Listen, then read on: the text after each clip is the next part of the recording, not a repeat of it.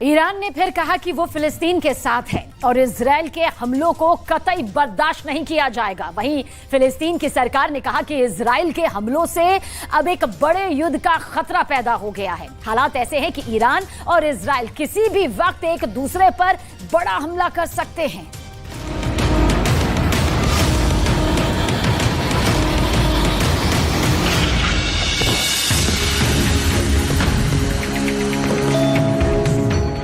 Gaza पट्टी पर Israel ने पहला बम गिराया। अगर आपको ये बहुत बड़ा धमाका लगा तो कुछ सेकंड रुकिए, क्योंकि इजराइल का अगला बम रास्ते में ही है। कुछ सेकंड बाद होता है इससे भी कई गुना बड़ा धमाका। पूरा गाजा अंधेरे में डूब जाता है। एक बार फिर धमाका देखिए, ये किसी भी टारगेट के पर खदशे उड़ा सकता है।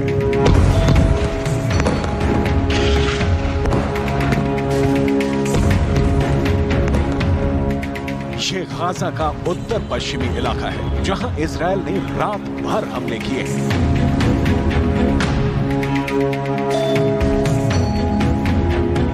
छोटे बड़े धमाके होते रहे। इजराइल का दावा है कि उसने फिलिस्तीनी गुट हमास को टारगेट किया। इसमें हमास के ठिकानों पर लेजर गाइडेड बम इस्तेमाल किए गए। इसमें हमास के सुरंग की नेटवर्क को तबाह करने के लिए बंकर बस्टर बम इस्तेमाल किए गए। इसमें हमास के रॉकेट लॉन्चिंग वाले ठिकानों को जीपीएस गाइडेड बम से उड़ाने का दावा किया गया।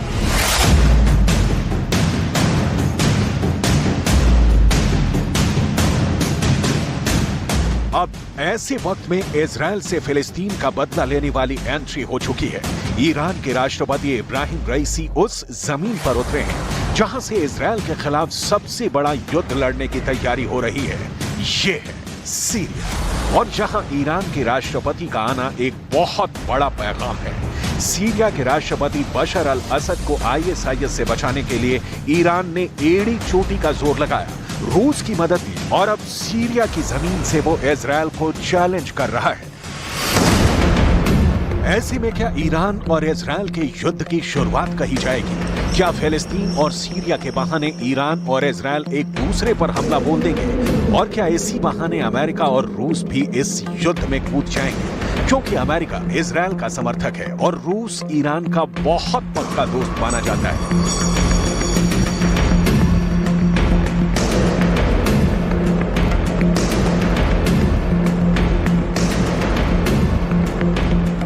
इन सवालों के जवाब आपको इजराइल के हमलों से मिलेंगे, जिसके टारगेट पर फिलिस्तीन का हमास संगठन है। हमास ईरान का बड़ा समर्थक माना जाता है। ईरान हमास को भी फंड देता है। जब हमास ने इजराइल पर रॉकेट दागे तो आसमान में धुएं की लकीर देखी जा सकती है। रात में ये हमले और खतरनाक हो गए। पहला रॉकेट,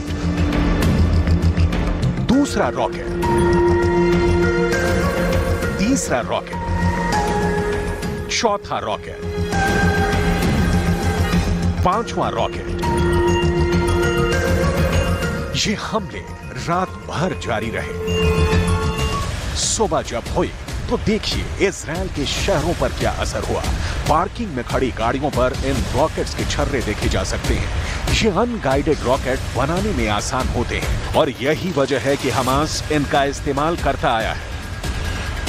יצאתי עם הילד הקטן לאזור של הסופר, ואני מקבלת הודעות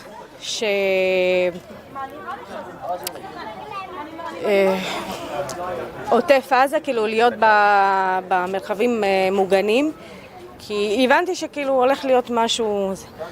אז אספתי הכל, לקחתי את הילד, ובדרך לבית לא היה צבע אדום, אנחנו שמענו פשוט פיצוצים, רק אחר כך צבע אדום. אני באתי מפה, אני רואה פה מלא עשן. באה לפתוח את השער, אני לא יכולה. כי מכל האבנים, כן, זה היה דלת נייר. इसमें कोई शक नहीं कि इजराइल के प्रधानमंत्री बेंयामिन नेतन्याहू बहुत प्रेशर में हैं। उनके खिलाफ पहले ही इजराइल में प्रदर्शन हो रहे हैं और अब फिलिस्तीन को लेकर जो तनाव फैला है उसमें ईरान की एंट्री हो चुकी है। लेकिन इजराइल हमेशा की तरह कमजोर नहीं दिखना चाहता और वो इसका जवाब गाजा पर भारी बमबारी के साथ दे रहा है।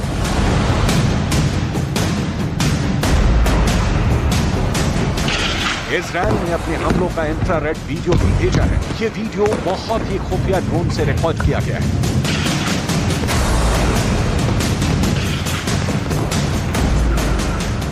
इजराइल ने पहला धमाका किया,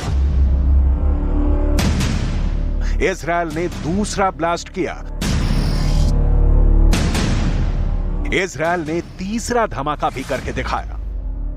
इजराइल हमास के टारगेट पर पिन पॉइंट अटैक कर रहा है। इजराइल का दावा है कि हमास के कई अड्डे तबाह कर दिए गए हैं, कई सुरंग ढहा दी गई हैं और वो ठिकाने अब उड़ा दिए गए हैं जहां से लगातार इजराइल के शहरों पर रॉकेट बरसाए गए।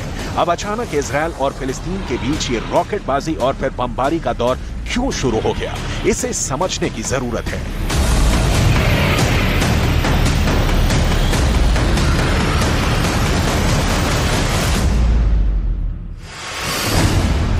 इजराइल ने फिलिस्तीनी गुट इस्लामिक जिहाद के सदस्य खादर अदनान को कैद करके रखा हुआ था।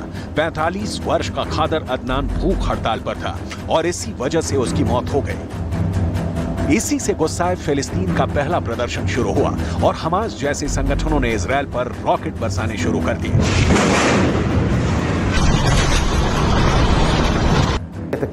يتحمل مسؤولية كاملة ونحن سنقوم بدورنا في التصدي لهذه الجرائم ولهذه الاعتداءات وعلى وجه التحديد هذه الجريمة التي استشهد جراءها الشيخ المجاهد البطل।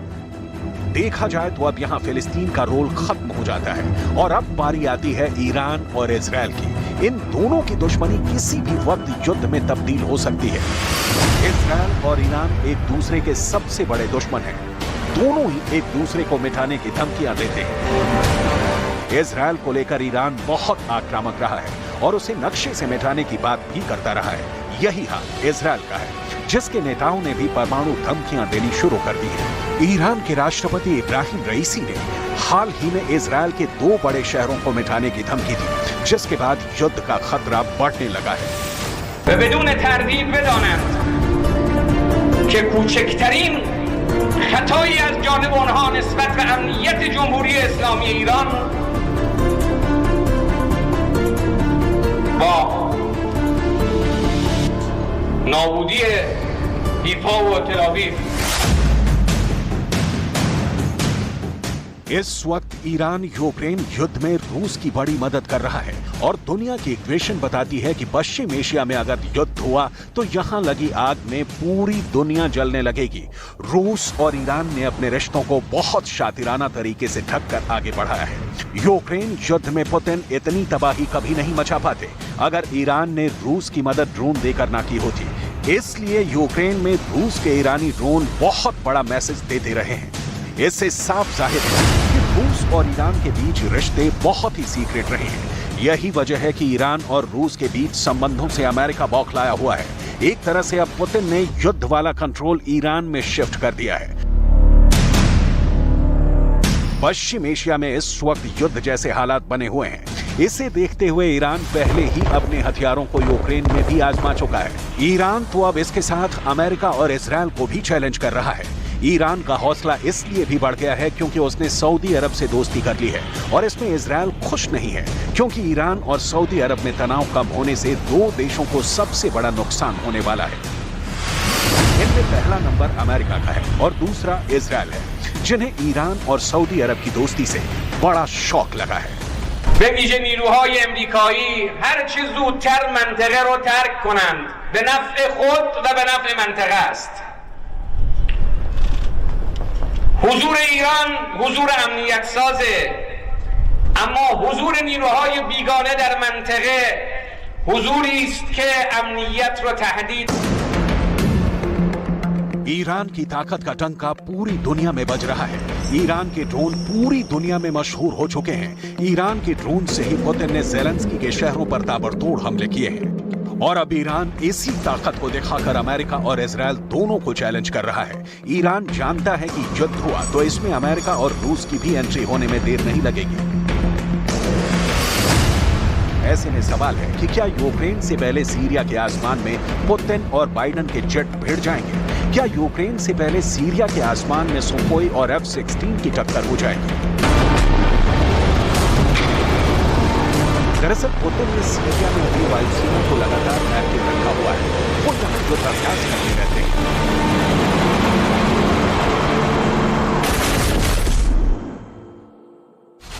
यूक्रेन में हजारों टारगेट तबाह करने के बाद रूस के खतरनाक जेट इस वॉर जोन में भी लगातार उड़ान भर रहे हैं। और यह अमेरिका के साथ इजरायल को भी डराने वाली बात है।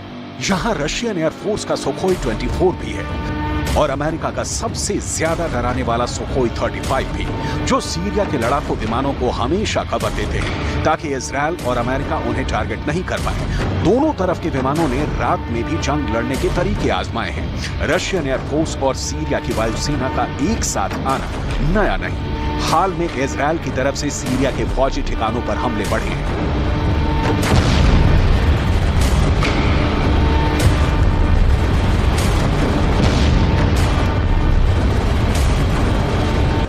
ईरान के साथ मिलकर पुतिन ने साफ साफ दिखाने की कोशिश की है कि उनकी रेंज यूक्रेन के बाहर सीरिया तक है। पुतिन बताना चाहते हैं कि